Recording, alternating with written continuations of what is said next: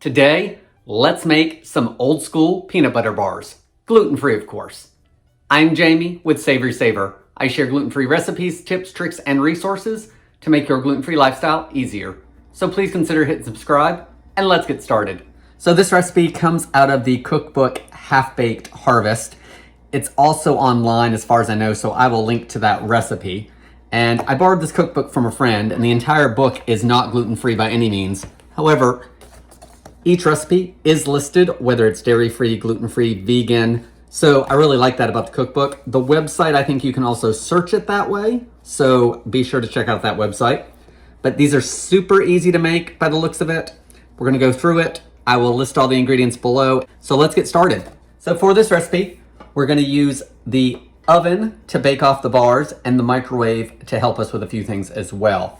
So I've got an 8x8 pan, and I've just lined it with parchment paper, and I left the sides off so I can lift everything out easily at the end, hopefully. Sometimes I still have issues with that.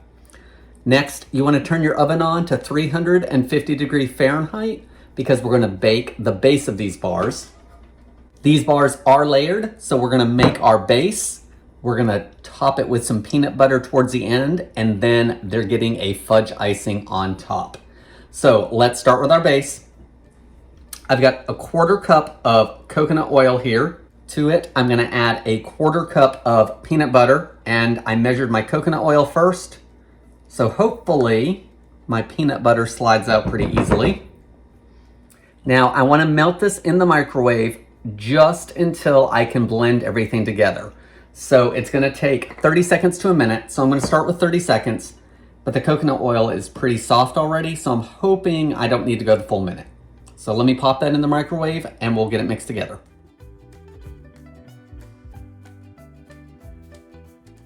Everything's mixed, so let's move on to the rest of the wet ingredients. I've got a 1/4 cup of honey, 1 egg, a teaspoon of vanilla. Let's stir all that together to break up the egg and blend it in. Next, let's add our dry ingredients. I'm gonna add 1.5 cups of almond flour. I'm just using Blue Diamond that I got at Sam's Club, I think. It was a pretty good price for 3 pounds of it. I'm also gonna add a 1/2 teaspoon of baking powder, and that's gonna give the cake a little bit of lift. A 1/4 teaspoon of salt. Let's get that all blended.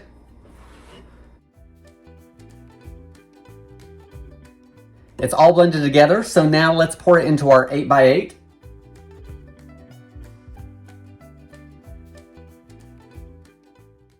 Let's get it spread out evenly in the pan. And that almond flour has really started to absorb the liquids. So a silicone spatula is definitely going to help with this.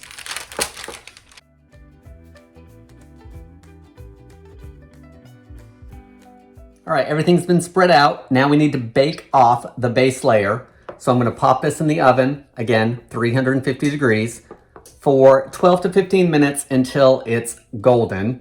Then I'm gonna let it cool for 10 minutes and then we'll keep moving forward. So our peanut butter bar base has come out of the oven. I let it cool for 10 minutes.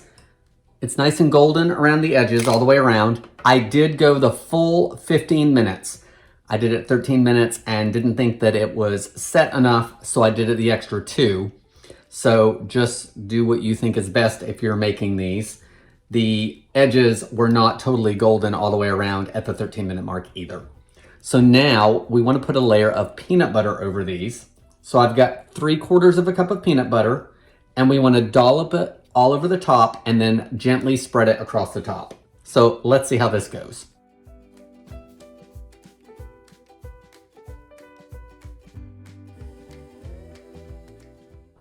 You know what? It's wanting to pull off that top. So let's try a different approach. Okay, so I didn't hit record. You know what? That's okay. 30 seconds in the microwave, the peanut butter became nice and smooth. At that point, I just poured it over the top and then spread it evenly. It was so much easier to do. It went from crust to crust. So I've got a nice even layer. Now I need to let it cool before we put on our chocolate icing. So to help that along, instead of cooling on the counter for 30 minutes or so, I'm gonna pop it in the fridge. I think it's gonna firm that peanut butter back up just a little bit, and it's gonna cool the bar portion off more quickly. So let's get this cooled off, and then we'll put our icing on. So these old school peanut butter bars have now firmed up in the fridge, nice and solid. They're actually really cold because they've been in the fridge for much longer than I had anticipated. But now we need to make the icing. I've got a medium-sized bowl here that I'm gonna actually throw in the microwave. So I've got 1.5 cups of chocolate chips. To that, I'm gonna add 2 tablespoons of coconut oil.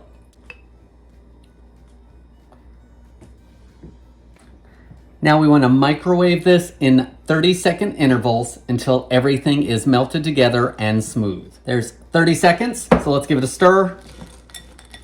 That's gonna help the coconut oil coat all of those chocolate chips. Time to do another 30 seconds. Right, that's at the 1-minute mark. So we're almost melted. I'm hoping another 30 seconds will do it, because as we stir it, it still continues to melt all that chocolate. So let's try another 30 seconds, and let's do one more thing to this. I'm gonna add a pinch of salt.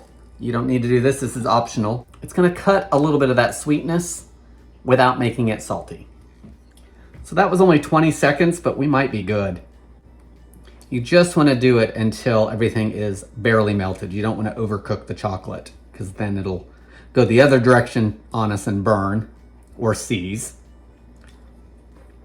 Yeah, so that's plenty smooth. So in my microwave, it took 1 minute and 20 seconds. Yours may be a little different. Let's get our peanut butter bars back out. Let's get this poured over and spread evenly.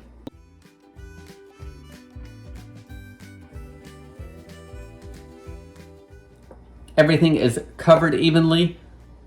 We're gonna have to let this firm back up. So it's gonna take about an hour at room temperature. I think I'll probably pop it in the fridge for a few minutes. While I have to wait for this, you do not.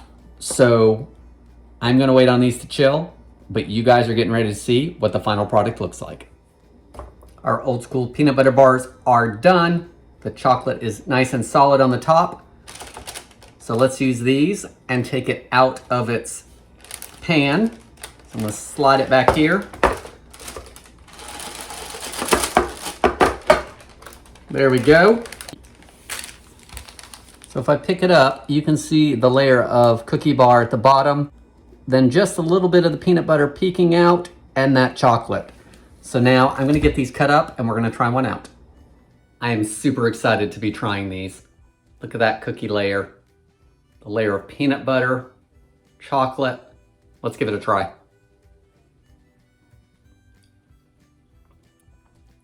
The texture of the bar portion is perfect. It's like a soft peanut butter cookie.